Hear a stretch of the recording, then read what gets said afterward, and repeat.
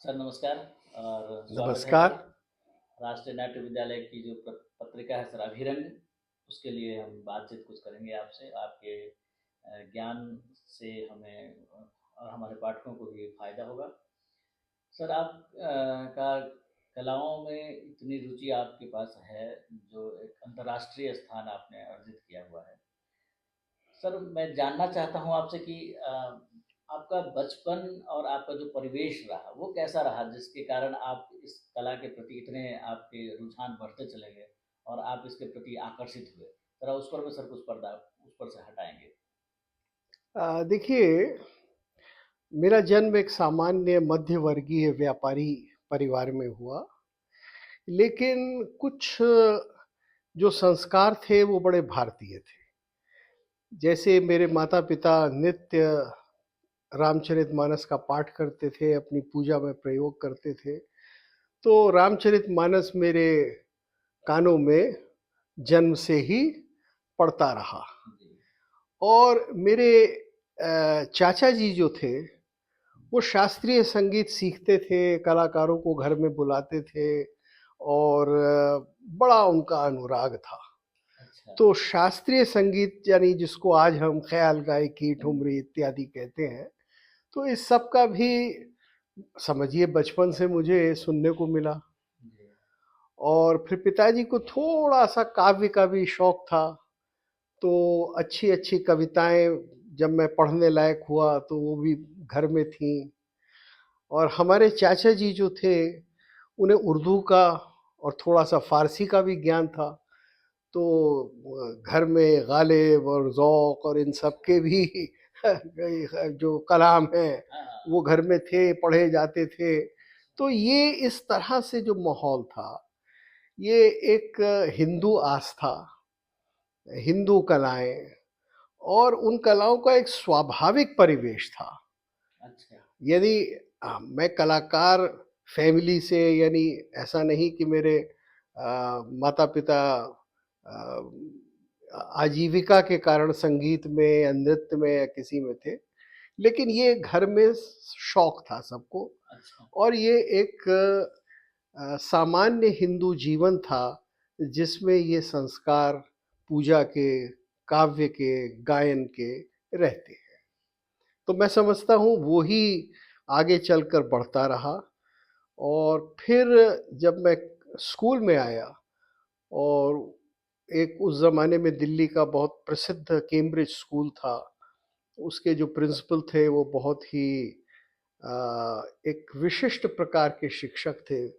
एक बंगाली जो कि बहुत ही बड़ी ख़यालात के थे और काव्य, रवींद्र संगीत ये सब वो जानते थे और साथ में शेक्सपियर के भी दीवाने थे।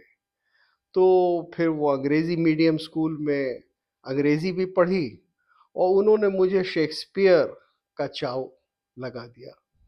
और 11-12 वर्ष की उम्र में किंग लियर का 1-2 सीन भी स्कूल में कराया अच्छा। और वो मुझे शेक्सपियर पढ़ाते भी थे। तो ये सारे संस्कार जो थे, जिसमें हिंदी साहित्य और जिसमें हमारा संगीत, काव्य, चूँकि संगीत के अंदर तो फिर पूरी ब्रजभाषा होती है नॉर्थ इंडिया में, हिंदुस्तानी संगीत में। और वो परिवेश होता है, भक्ति का परिवेश होता है, कृष्ण गाथा, राम के भजन, तुलसी हैं तो फिर तुलसी के भजन। तो ये संस्कार मुझे रहे और बहुत सारे कवितावली के पद मुझे 5-6 वर्ष की आयु में याद हो गए थे। पुरते निकसी रघुवीर वधू धर धीर दये मग में डग द्वय। अच्छा। ये जो सुंदर पदावली है, हाँ। तो ये सब तभी से सुन। याद है। हाँ, धर धीर दये मग में डग दय, फिर बूझती हैं चलनो अब केतक, पर्ण कुटी करिहऊँ किति भय, तिय की लख आतुर तापिय की, अखियाँ अति चारु चली जल चोय, पिय की तिय की लख आतुरता पिय की, अखियाँ अति चारु चली जल चोय। वाह। तो ये कवितावली है। हाँ, हाँ। तो ये सब मुझको बहुत ही सहज रूप में, स्वाभाविक रूप में बचपन से ये मिला। हुँ, और शायद कुछ पूर्व जन्म के संस्कार होंगे कि इन चीज़ों के प्रति एक आसक्ति होगी, तो ये रही। और सर फिर अंग्रेज़ी साहित्य भी मैंने बहुत पढ़ा स्कूल में। जब मैंने कॉलेज में आया तो भी मैंने बहुत साहित्य पढ़ रखा था। अच्छा। जी। सर ये तो आपका पारिवारिक माहौल था। उस समय जो सांस्कृतिक माहौल, सामाजिक माहौल था, जिसमें आपके कई ऐसे मित्र रहे होंगे बचपन में, जो इन कलाओं के प्रति भी आकर्षित हो रहे होंगे या हुए होंगे, तो वह उस समय परिवेश कैसा था सर कलाओं के प्रति? देखिए, दिल्ली के अंदर कला का परिवेश जितना आज विकसित है, उतना वास्तव में नहीं था। कुछ चीज़ें थीं जो उस समय जब नया भारत बन रहा था, क्योंकि मेरे बचपन का मतलब है कि मेरा सन 46 का जन्म है, अच्छा। तो ये जो 50s का हुँ, पीरियड है, जी। इस समय जो यानी चाचा नेहरू का युग हाँ, लोग मजाक में इसको कहते हैं, मजाक में भी प्रेम में भी। तो ये वो था ज़माना। दिल्ली में कुछ संस्थाएं थीं। हुँ, एक भारतीय कला केंद्र बना बना था जो श्री राम फैमिली के द्वारा बनाया गया था। और ये कमानी वगैरह ये तो कुछ थे नहीं। हुँ, और मेरे ख्याल से नेशनल स्कूल ऑफ ड्रामा तो पहले निज़ामुद्दीन में था कुछ वर्ष के लिए, जी, जी, और फिर यहाँ रविंद्र भवन में वो तो 60s में आया। तब 60s में भी मैं आके अलकाजी साहब की रिसाइटल ऑफ वेस्टलैंड सुना करता था, जब मैं सेंट स्टीफेंस कॉलेज में फर्स्ट ईयर में इंग्लिश ऑनर्स का छात्र था। अच्छा। हाँ, तो मुझे नाटक का शौक था। लेकिन उस समय दिल्ली में बहुत कम कार्यक्रम होते थे। साल में शायद 2 नाटक या 3 नाटक होते होंगे, अच्छा। करने ही वाले नहीं थे। हुँ, जबकि 60s के अंदर भी बहुत कम लोग थे जो नाटक करते थे। बहुत कोई ऐसे एमेच्योर ग्रुप्स नहीं थे। 1-2 थे। और एक बार मैंने अपने कॉलेज के अंदर ऑफ यानी शौकिया उनके साथ गवर्नमेंट इंस्पेक्टर में एक छोटा सा रोल भी किया था, हिंदी ट्रांसलेशन में। मैं नाम भूल रहा हूँ उस ग्रुप का, उस समय वो मशहूर ग्रुप था। लेकिन इतनी तादाद में नहीं होता था। अच्छा। फिर भी कुछ चीज़ें होती थीं जो कि बड़ी हाई क्वालिटी की होती थी। जो कथक केंद्र था उसकी स्थापना होने वाली थी। भारतीय कला केंद्र में कुछ बड़े अच्छे गुरु जैसे हाफिज अली खां और ये बिरजू महाराज जी के चचा ताऊ वगैरह, ये सब आते थे, सिखाते थे। तो ये इस तरह से धीरे धीरे ये माहौल बन रहा था। संगीत नाटक एकेडमी की स्थापना हो चुकी थी। और ललित कला की बचपन से मैं कम उम्र से ऑल इंडिया रेडियो भी जाता था, बच्चों के कार्यक्रम में भी, और संगीत सुनने भी चला जाता था। तो क्योंकि हमारे घर में कभी कभी हमारे चाचा जी बड़े अच्छे अच्छे उस्तादों की बैठक कराते थे। अच्छा। तो मुझे याद है जब मैं 8 वर्ष का था तो घर में हमारे एक बैठक हुई थी, दिल्ली के घर में नहीं, मुरादाबाद के घर में, जिसमें कृष्ण और शंकर पंडित जी ने सारी रात कॉन्फ्रेंस दी थी। 8 बजे शाम को गाना शुरू किया और सुबह 6 बजे खत्म किया। और कम से कम 30-40 बंदिशें गाई होंगी, 25-30 राग गाए होंगे। तो वो जमाना था। तब मेरी आयु केवल 8 वर्ष की थी। और फिर कुछ दिन बाद पंडित जी का कार्यक्रम दिल्ली में था, ऑल इंडिया रेडियो में नेशनल प्रोग्राम। तो विशेष आग्रह करके कृष्णा और शंकर पंडित जी एक छोटे से सुनने वाले को यानी मुझे अपने साथ ले गए थे और स्टूडियो में बिठाया था। तो मैं इस प्रकार से बड़ा सौभाग्यशाली रहा हूँ कि महान कलाकारों के संसर्ग में ये सब मुझको आस्वादन का सौभाग्य प्राप्त हुआ। और उसी से मेरे अंदर ये एक प्रकार से इस कला के प्रति आसक्ति बन गई। जी। सर इतने सालों के बाद सौंदर्य शास्त्र के आप अध्येता रहे हैं, इतना अनुभव हो गया सभी कलाओं के में, सौंदर्य शास्त्र को देखने परखने का, देश विदेश में जाने का अनुभव हो गया है। तो आज सर आप उस एक सौंदर्य शास्त्र को, कला में महत्ता और मानव जीवन में उसकी उपयोगिता पर मैं कैसे देखते हैं उसको? इसमें कोई मेरे विशेष दृष्टि नहीं है। ये तो हमारी भारतीय परंपरा है पूरी। भारत में कला दैनिक जीवन का अंग है, ये हमें समझना है। जी। और इसका आधार वेद है। अब कहने में वेद है लोगों को बड़ा अच्छा लगेगा, लेकिन इसको समझना चाहिए ये वेद कैसे है। क्योंकि वेद कोई केवल मंत्र नहीं है। वेद तो यज्ञ की जो प्रक्रिया है, जिसमें मनसा वाचा कर्मणा तीनों से हम लगते हैं। मंत्र का उच्चारण करते हैं, मंत्र का गायन करते हैं। जितने भी पुरोहित हैं, 8 पुरोहित, वो वेदी के चारों तरफ तरह तरह से अंग न्यास करते हैं, आहुतियां देते हैं। तो ये सारा का सारा जो है एक संस्कार है, जिसमें मनसा वाचा कर्मणा व्यक्ति को लगना है। अब इस वेद के यज्ञ के रूपक से, मॉडल से, आधार से ही हमारी सारी कला निकलती है। जब मनसा वाचा कर्मणा हम एक कार्य को करते हैं और किसी एक विशेष प्रयोजन से करते हैं, तब वो एक संस्कार होता है, एक यज्ञ होता है, पूजा होती है, उपासना होती है। लेकिन जब उसी क्रिया को, जब उसकी दोबारा हम एक प्रक्रिया करते हैं, एक प्रकार से क्रीड़ा के लिए, या उसका जिसको कहा जाए कि अनुकरण करके, तो उसका एक कलात्मक रूप हो जाता है।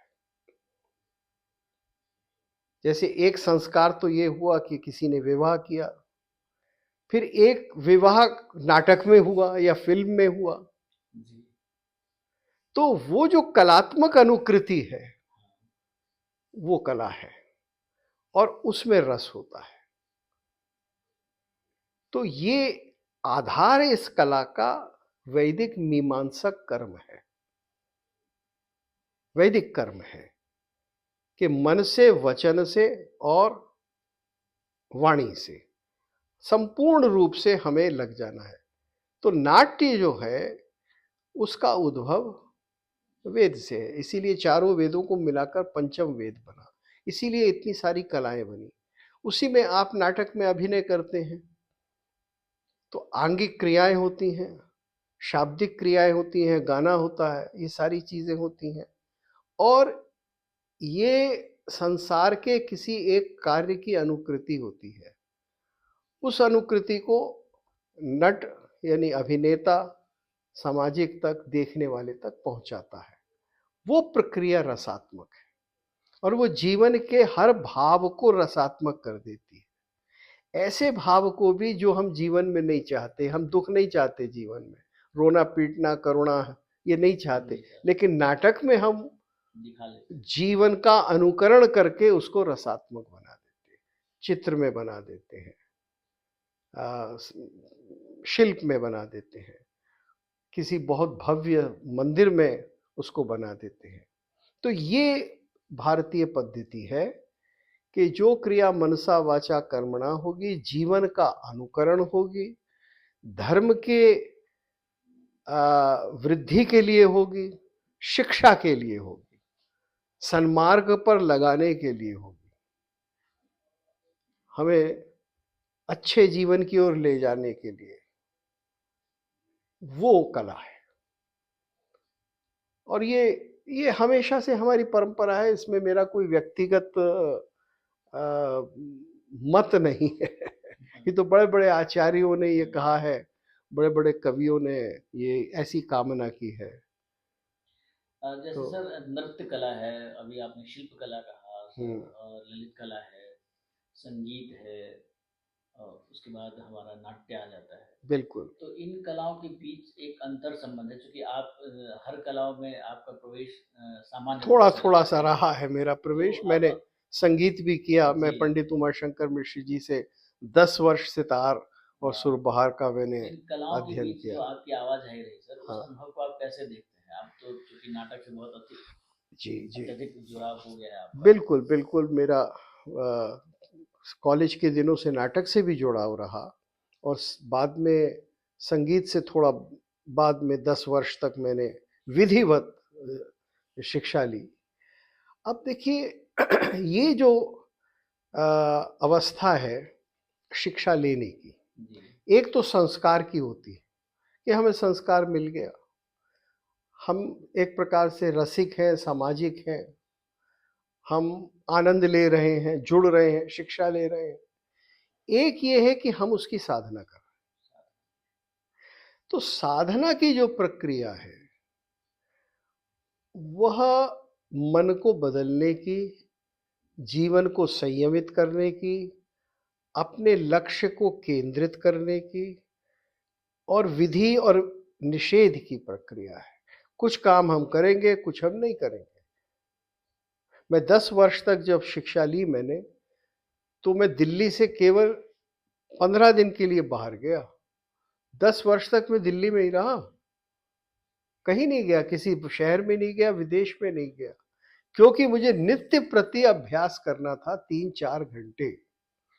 अपना दैनिक कार्य भी करना था, मैं पढ़ाने जाता था विश्वविद्यालय, वो भी करता था, सारे काम जो एक टीचर के होते हैं वो करता था, और 3 से 4 घंटे नित्य प्रति अभ्यास, रियाज सितार पर करता था। तो ये एक साधना जिसमें अपने सारे जीवन के अलग अलग प्रक्रियाओं को नियमित करना है, ये फिर एक आध्यात्मिक मार्ग पर बढ़ने की प्रक्रिया है। आध्यात्मिक तो बहुत ऊंची चीज है, लेकिन हम अपने दैनिक जीवन को संयमित करें, लक्ष्य के अनुसार करें, ये भारतीय कलाओं की आवश्यकता है। वास्तव में जो कलाकार जहाँ भी होते हैं वो ऐसे ही होते हैं। ये साधना करनी पड़ती है, चाहे आप ईस्ट में हैं, चाहे वेस्ट में हैं, चाहे आप कोई किसी भी प्रकार की विधा कर रहे हैं। वो एक जुनून, एक पागलपन, एक उसमें समर्पण, डूबना, ये आवश्यक सर आपका भारतीय कलाओं के प्रति तो आपका लगाव रहा ही है, है। जी, जी। और विदेशों में भी आपका आना-जाना खूब रहा है, जी, जी, जी। जिसमें ख़ास करके ग्रीक आप बहुत गए हैं हाँ, और ग्रीस वहाँ से की मेरा ग्रीस लंबा के संबंध जो है। लंबा संबंध है, जी। तो भारतीय कला और ग्रीस के कलाओं के बीच आपने क्या देखा है सर? कैसे हाँ, समानता और ये घटना ही कैसे हुई, जी, या ये रुचि ही हुँ, क्यों हुई, मैं जी, क्यों इस तरह से हाँ, लग गया जी, ग्रीक साहित्य, ग्रीक नाटक और ग्रीक काव्य इत्यादि को पढ़ने में। देखिए, मैंने बचपन से सुना था, यानी स्कूल के दिनों से सुना था कि पश्चिम के वैचारिक पक्ष का आधार ग्रीस है। जी, Greece is the intellectual father of the western world. ठीक है, जो भी वेस्टर्न वर्ल्ड हम मांगे, इंग्लैंड, फ्रांस, जर्मनी, अमेरिका वगैरह।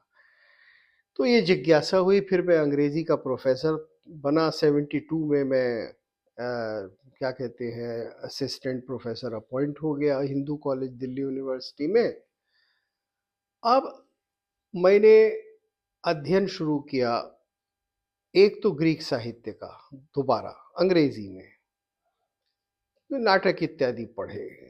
तो मुझे कुछ लगा कि इन नाटकों में कुछ और बात कही जा रही है जो कि हमें पढ़ाया गया है उसके अतिरिक्त। इसमें ये शायद कुछ और ढंग से खेले जाते होंगे, इसमें कुछ ना कुछ और ऐसा होगा, ये मेरे अंदर संशय उत्पन्न हुआ। जी, अब उसी समय मैं नाट्यशास्त्र का अध्ययन कर रहा था विधिवत। सन 72 में ही स्वामी कृपालवानंद, जो कि एक उच्चतम कोटि के गुजरात में एक गांव में योगी थे और विभिन्न योग शास्त्र इत्यादि के ज्ञाता थे और नाट्य शास्त्र के और संगीत शास्त्र के प्रकांड विद्वान थे, मैं उनका शिष्य बना और अध्ययन किया मैंने नाट्य शास्त्र का। और धीरे धीरे मैंने नाट्य शास्त्र का सांगोपांग अध्ययन किया। अब उसको पढ़ने के बाद मुझे लगा कि ये जो नाटक है ग्रीस का, ये वो नहीं है जो शेक्सपियर, मार्लो, ड्राइडन, रसीन, फ्रांस के, या ये इन इन लोगों का नाटक नहीं, ये नाटक अलग है। अच्छा। हाँ, फिर पश्चिम के लोग ऐसा नहीं मानते थे, वो तो कहते थे ये हमारी वेस्टर्न परंपरा है। तब मैंने इसका गहन अध्ययन शुरू किया, तब मैंने ग्रीक भाषा का अध्ययन शुरू किया, जिससे कि मैं जो साहित्य है उसको उस भाषा में सीख सकूं जिसमें वो लिखा गया, और मैं उसके नज़दीक आ सकूं संस्कृति के। तो मैंने थोड़ी मॉडर्न ग्रीक और उसके थ्रू एंशिएंट ग्रीक, ये डिक्शनरी और इस सब के थ्रू बड़े लंबे समय तक पढ़नी शुरू की। और फिर एक प्रक्रिया हुई कि लगभग 20 वर्षों तक मेरा अध्ययन चलता रहा इसके बारे में। जी। और तब मैंने ये जाना कि प्राचीन ग्रीक नाटक कैसे वास्तव में खेला जाता था। उसके अंदर काव्य का उपयोग था, उसमें संगीत का उपयोग था, उसमें नृत्य का उपयोग था, और वो केवल वाचिक नाट्य शैली नहीं थी जैसी शेक्सपियर और यूरोप की शैली है, जिसमें प्रायः शब्द ही प्रधान होता है, आंगिक क्रियाएं थोड़ी बहुत होती हैं भाव प्रकट करने के लिए, लेकिन शब्द और काव्य यही होता है। ग्रीक साहित्य में ऐसा नहीं था, ग्रीक नाटक में ऐसा नहीं था। वहां तो कोरस था, उसके अंदर तो कभी 22 कभी 24 लोग नृत्य करते थे, गायन करते थे।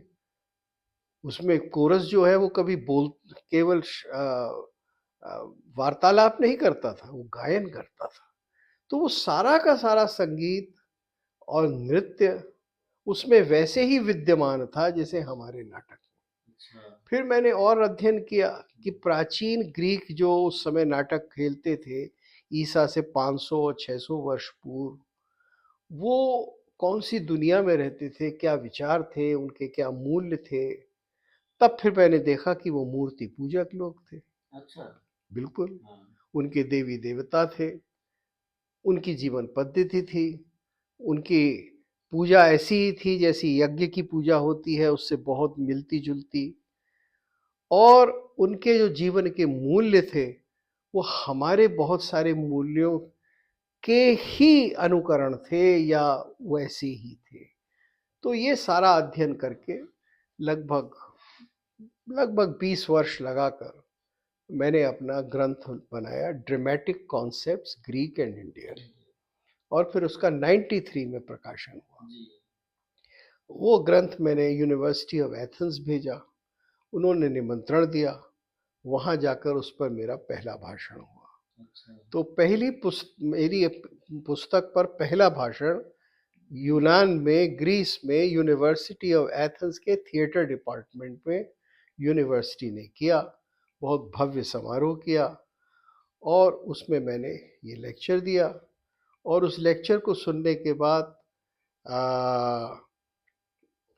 ओनेसिस फाउंडेशन के जो प्रमुख व्यक्ति थे, उन्होंने मुझे एक स्कॉलरशिप दी कि मैं इस विषय पर अध्ययन करके कुछ लिखूं कि कैसे 1925 से 1995 तक, इस 70 वर्ष में ग्रीस में ग्रीक लोगों ने अपने प्राचीन नाटक को पुनर्स्थापित और पुनर्जागृत ग्रीस में किया। अच्छा। तो ये प्रोजेक्ट मैंने वहाँ 6 महीने रहकर किया, और उसके बाद तब से मेरा आना जाना ग्रीस में आज तक जारी है। मेरी पुस्तक वहाँ पढ़ी जाती है। ये पुस्तक 7 या 8 बार पुनर्मुद्रित हो चुकी है। ये पुस्तक आज लगभग दुनिया भर के हर थिएटर डिपार्टमेंट में है। और मैं, आप समझिए, Cambridge, Oxford, Edinburgh, Columbia, Toronto, Berkeley, ये मेरी दुनिया भर के बड़े बड़े संस्थानों में जाकर इसमें व्याख्यान दे चुका हूँ। डिपार्टमेंट ऑफ ग्रीक में, डिपार्टमेंट ऑफ संस्कृत में, इन सब में मेरे व्याख्यान सन समझिए 93-94 से हो रहे हैं। तो ये इसकी कहानी है। और भारत में भी मैं जगह जगह करता ही आ रहा हूँ। सर, आप इतने अनुभव के बाद अब नाट्य प्रशिक्षण को भारत में कैसे देखते हैं, किस हिसाब से देखते देखिए, हमारे यहाँ जो नाट्य आधुनिक काल में चल रहा है, हैं? जी। ये एक प्रकार से दो परंपराओं को लेकर चल रहा है। एक तो हमारी प्राचीन परंपरा है, जो लगभग 12वीं-13वीं शताब्दी में विच्छिन्न सी हो गई। जी। यानी जो भरत मुनि के समय से परंपरा चल रही थी, जिसमें संपूर्ण नाट्य खेला जाता था, जैसा कि हम नाट्यशास्त्र को पढ़कर, नाट्यशास्त्र के ऊपर अभिनव भारती को पढ़कर एक अच्छा अंदाज़ा लगा लेते हैं कि कैसे ये खेला जाता था, इसके क्या अंग थे, कितने कितने, और कैसे उनका मंचन होता था। वो परंपरा 12वीं-13वीं शताब्दी में समाप्त हो गई, क्योंकि भारत में इस्लामिक शासन आ गया। इस्लाम के आदेश के अनुसार नाटक नहीं हो सकता। तो जिसको कहते हैं सार्वजनिक स्थान पर नाटक बंद हो गया, वो कभी हुआ ही नहीं। इस्लामिक पीरियड में संगीत तो लोगों के हरम में रहा, गाना इत्यादि, और रक्कासाएं यानी नर्तकियां और नृत्य, ये सब रहा। तो ये सारी परंपराएं चलती रहीं। लेकिन नाटक जो है, वो नहीं। वो किसी के राजमहल में नहीं हो सकता। चाहे वो मुसलमान का राजमहल हो, चाहे वो हिंदू का राजमहल हो जाएगा, आप कर देंगे, लेकिन वो फिर सामाजिक क्रिया नहीं है। तो सामाजिक क्रिया जो शहर के बीचों बीच नाट्योत्सव है, वो समाप्त हो गया। तो फिर नाटक बचा शहर के बाहर, कहाँ? आश्रमों में, मंदिरों में। अब चूंकि वो मंदिरों में, आश्रमों में था, तो वो केवल देवता की आराधना से संबंधित होकर रह गया, सीमित होकर रह गया। तो इसीलिए आपको टेम्पल डांस मिलता है, उड़ीसा का और इधर दक्षिण का, तंजौर का इत्यादि। जहाँ जहाँ मंदिर बचे वहाँ टेम्पल डांस बचा, जहाँ जहाँ आश्रम बचे वहाँ कुछ गायन की परंपराएं वहाँ बची। तो ये सब लुप्त हो गया। अब ये दोबारा कब शुरू होता है? पब्लिक नाटक कब शुरू होता है? ये जब अंग्रेज आया। अच्छा, तब अंग्रेज ने 18वीं शताब्दी में, ये समझिए 1790 के आसपास, पब्लिक परफॉर्मेंस शुरू की। उन्होंने अपने लोगों के लिए की, कैंटोनमेंट वगैरह में। तो कुछ अंग्रेजी के नाटक खेले गए। फिर उन नाटकों को देखकर लोगों ने बंगला, हिंदी, गुजराती, इसमें धीरे धीरे नाटक लिखने शुरू करे। वो परंपरा जब बढ़ी, तो अंग्रेजी नाटक का, यूरोपियन नाटक का, हाँ, का एक प्रकार का भारतीयकरण कहिए या अनुकरण अंग्रेजी नाटक के सिद्धांतों का था। वो पारंपरिक नाटक का नहीं था। तब से भारत की नाट्य परंपरा दो भागों में विभक्त हो गई, जो आज भी लगभग चल रहा है। एक शहरी नाटक, जो बड़े बड़े शहरों में होता है, जो यूरोपियन परंपरा का नाटक है, जो खेला गया बड़े बम्बई में और मद्रास में और सब में और होता है। और एक जिसको आप फोक थिएटर कहते हैं, कुचिपुड़ी, कुडियाट्टम और तेरुकुतु और यक्षगान इत्यादि। तो वो यक्षगान इत्यादि भरत मुनि की परंपरा का है, आंगिक वाचिक सात्विक आहार का सम्मिश्रण है। और ये नाटक जो है, ये यूरोपियन परंपरा जिसमें वचन प्रधान है। आप अंधा युग भी करते हैं तो उसमें क्या करते हैं? उसमें श्लोकों को गा देते हैं, यानी जो भी उन्होंने लिखा है, प्राचीन काल में श्लोक गा देते थे, अब आप प्रोज जो उन्होंने लिखा है उसका रिसाइटल कर देते हैं। तो वो परंपरा है। अब इस परंपरा का समागम कैसे हो, ये दोनों आपस में कैसे मिले, एक नई परंपरा कैसे बने, ये हमारे नाट्यकर्मियों के आगे सबसे बड़ा चैलेंज है, चुनौती है। ये है परिस्थिति, बहुत कुछ करने को है। जी।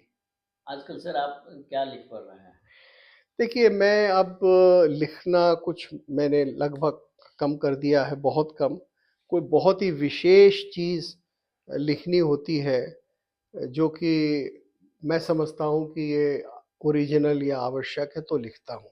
जैसे कुछ लेख इत्यादि, नाट्य के क्षेत्र में मैंने पिंडी बंध क्या है, इसकी डेफिनेशन पे एक लेख लिखा है।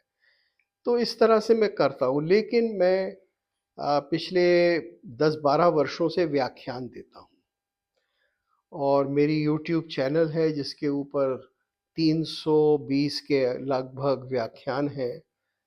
करीब-करीब आप समझिए, अ, मैं समझ पता नहीं 300-400 घंटे के व्याख्यान हैं। वो क्योंकि एक-एक व्याख्यान लंबा है ये, पौन घंटे, 1 घंटे, आधा घंटे का। तो वो व्याख्यान तरह-तरह के विषयों पे है। अधिकांश कला, नाट्य, नाटक, शिक्षा, ललित कला इस पर है। कुछ धर्मशास्त्र पर है, कुछ मनुस्मृति पर है, कुछ आधुनिक जीवन की जो समस्याएं हैं, कुछ जो संविधान में हमारे कमियां हैं आज, जिनको हमें बदलना है। यानी संविधान बदलने का मतलब कोई अपराध करना नहीं है, वो उसको हमारी जनता के लिए अधिक उपयोगी बनाना है। तो मैं वो काम करता हूँ। तो अधिकांश रूप से ये होता है। जैसे अब ये आपके साथ वार्तालाप हो रहा है, अगर ये ठीक ठाक हुआ तो मैं इसको भी यूट्यूब चैनल पे डाल दूंगा। सर, विगत दिनों में लगभग 5 साल, 7 साल, 10 साल में कुछ ऐसी नाट्य प्रस्तुतियां जो आपको बहुत आकर्षित की हो, लगा हो कि हाँ, ये भारतीय परिप्रेक्ष्य में परंपरा को बहुत, परंपरा को उजागर कर। देखिए, कई नाटक मैंने देखे हैं पिछले 20-25 वर्षों में, जी। जो कि बड़े प्रसिद्ध रहे हैं, सभी उनके नाम जानते हैं। जैसे हमारे नाट्य विद्यालय का अंधा योग हुआ, और वो बड़ा चल रहा है, अच्छा चल रहा है। और हास्य प्रसंग को लें तो ताजमहल का टेंडर चल रहा है। और बाकी कई प्रस्तुतियां हुई हैं, जो कि प्राचीन कालिक नाट्य विद्या को पुनर्जागृत करने का प्रयास करती हैं, और उसमें अच्छी उपलब्धियां हुई हैं। जैसे यहाँ शाकुंतलम हुआ है, और भी मैंने पिछले 2-3 वर्षों में यहाँ भीम गाथा, कर्ण गाथा इत्यादि को देखा, वो रीता गांगुली जी द्वारा प्रस्तुत। तो मैं समझता हूँ कि ये वास्तव में सौंदर्य परक परिपूर्ण भी है, और ये एक प्रकार की उपलब्धि है, क्योंकि ये एक इनोवेशन है। और ये एक अपने पारंपरिक को भी और आधुनिक को भी नाट्य में, आज के नाट्य में प्रयोग करने के प्रयास है। करने को बहुत कुछ है, सारी दुनिया से सीखने की आवश्यकता है, क्योंकि नाट्य देखिए एक कला है, ये एक हुनर है। तो जहां भी आपको अच्छा लगे, चाहे मेक्सिको का हो, चाहे जापान का हो, वहां से कुछ ना कुछ सीखने को मिलेगा। और एक जो अच्छा रंगकर्मी है, वो किसी टेक्निक को, किसी डिवाइस को ले लेगा और अपने बीच में ले आएगा। नाट्य विधा के परिपुष्ट होने का सिद्धांत पहले दिन से यही है भारत में, यही है बिल्कुल। सर, क्योंकि आप जी राष्ट्रीय नाट्य विद्यालय के उपाध्यक्ष हैं और जी लगातार यहाँ शिक्षण से भी जुड़ रहे हैं। जी तो राष्ट्रीय नाट्य विद्यालय को लेकर क्या योजना है सर आपका? देखिए, योजना तो सरकार बनाती है, क्योंकि ये सरकार इसका परिपोषण करती है। अब मैं कहूँगा, मेरे मन में कुछ आशाएं हैं, जी। क्योंकि मैं देखिए सन 86-87 से यहाँ पढ़ाने आता रहा हूँ, मैं जुड़ा हुआ हूँ। जब निभा जोशी थी, उन्होंने मुझे बुलाया था, अलकाजी साहब ने कहा था कि भाई कोई आप शुरू करिए नाट्यशास्त्र पढ़ाने वाला। तो मैं तब से पढ़ाता आ रहा हूँ, और इस संस्था के विकास को, इसके अप्स एंड डाउन्स को, दोनों को मैंने देखा है। और क्या क्या यहाँ किस प्रकार के विचारों का मंथन, संघर्ष रहा, वो सब। तो एक बात तो इस संस्था के बारे में है, और एक भारतीय परिप्रेक्ष्य में मैं समझता हूँ कि राष्ट्रीय नाट्य विद्यालय ने अद्भुत और श्रेष्ठ कार्य किया है, लेकिन अलग अलग देश के प्रदेशों में जो कार्य हुआ है, या जो विधाएं हैं, या जो रंगकर्मी हैं, उन सब का समावेश अधिक होना चाहिए यहाँ। तो मेरा ये विचार है कि जो हमारे 5 रीजनल सेंटर हैं, अब उनका एक खास विकास हो। वो सिर्फ एक साल का कोर्स ना रहे, वो कम से कम 2 या 3 साल का कोर्स हो, और वहाँ बड़ी अच्छी ट्रेनिंग हो।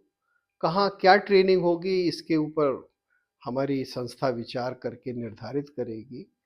और फिर वो जो छात्र 2 या 3 वर्ष वहाँ पढ़कर आते हैं, वो फिर यहाँ आकर एमए करें, तो वो बहुत सिद्धहस्त हो जाएंगे, बहुत अच्छे प्रशिक्षण उनको और अधिक मिलेगा। और जो हमारा छात्र आज भी बड़ा समर्थ निकलता है, लेकिन ये होने के बाद जो निकलेगा वो अद्वितीय होगा। वो केवल ऐसा नहीं है कि वो फिल्म की ओर ही जाएगा। देखिए, आज की जो मजबूरी है या दुर्दशा भी कहा जा सकता है, वो ये है कि काम वही मिलता है तो बेचारे क्या करें, काम के लिए जाएंगे। लेकिन स्थिति बदल चुकी है। अब बहुत से क्षेत्र हैं जिसमें नाट्य के लिए काम है, नाटक में जो ट्रेंड है उसके लिए काम है। केवल पढ़ाने, शिक्षा या स्कूल कॉलेजों में नाट्य कराने का ही काम नहीं है। बहुत सारे क्षेत्र हैं जो अब बन रहे हैं जहाँ की एक रंगकर्मी अपना योगदान कर सकता है। तो उस सब के लिए राष्ट्रीय नाट्य विद्यालय में ट्रेनिंग दी जानी चाहिए। प्ले राइटिंग कैसे होती है, प्ले प्रोडक्शन कैसे होता है, ये 2 उदाहरण दिए। ऐसी अनेक चीज़ें हैं, विधाएं हैं जो कि होनी चाहिए। और इस समय जो हमारे चित्तरंजन जी हैं निदेशक, वो बड़े खुले दिमाग के व्यक्ति हैं, तो मैं समझता हूँ कि संस्था का भविष्य उज्जवल है। हाँ, संस्था को आश्रय चाहिए,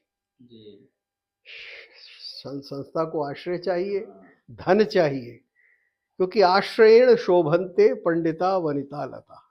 आश्रय के बिना कला का विकास नहीं होता। कहा जाए कि आप यहाँ से पैसा ले आओ, वहाँ से पैसा ले आओ, ये सब व्यर्थ की बातें हैं। पूरे इतिहास में जहाँ जहाँ नाट्य का विकास हुआ है, वहाँ समाज ने उसका परिपोषण किया है। बिल्कुल, सरकार ही नहीं, तो जो हमारा धनाट्य वर्ग है उसे समझना चाहिए, क्योंकि नाट्य से बड़ा शिक्षा का कोई साधन नहीं है। इसीलिए इसको पंचम वेद कहा गया। अब आपको नहीं, ये तो ब्राह्मणों ने पोंगापंथी मचा रखी है और नाट्यशास्त्र में लिख दिया। नहीं, ऐसा नहीं है भाई। आज भी आप फिल्म देखते हैं, सबसे पॉपुलर चीज फिल्म है, तो फिल्म और क्या है, नाटक ही तो है। तो अगर श्रेष्ठ नाटक हो, सुशिक्षा का नाटक हो, प्रेरणा का नाटक हो, तो वो समाज को बिल्कुल बदल देगा और समाज में बहुत अच्छा परिवर्तन लाएगा, समाज को स्वस्थ बनाएगा। हमारा समाज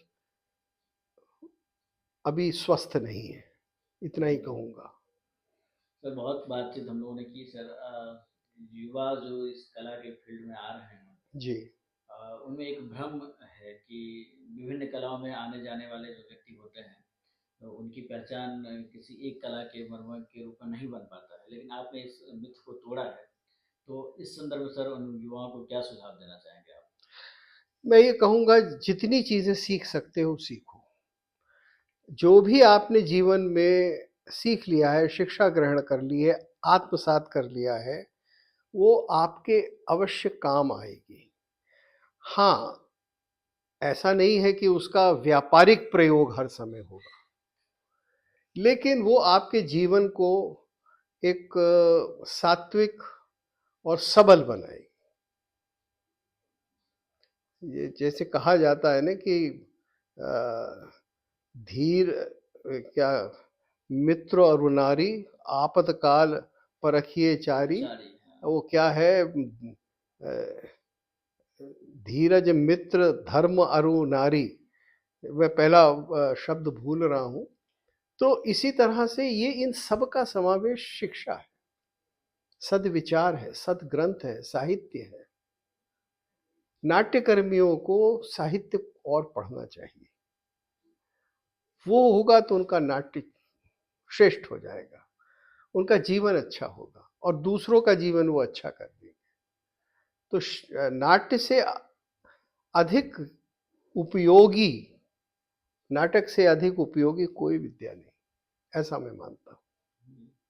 जी सर, आपका बहुत बहुत धन्यवाद सर। हम लोग बहुत बातचीत किए। अब जी हम लोग जी, प्रणाम। प्रणाम सर।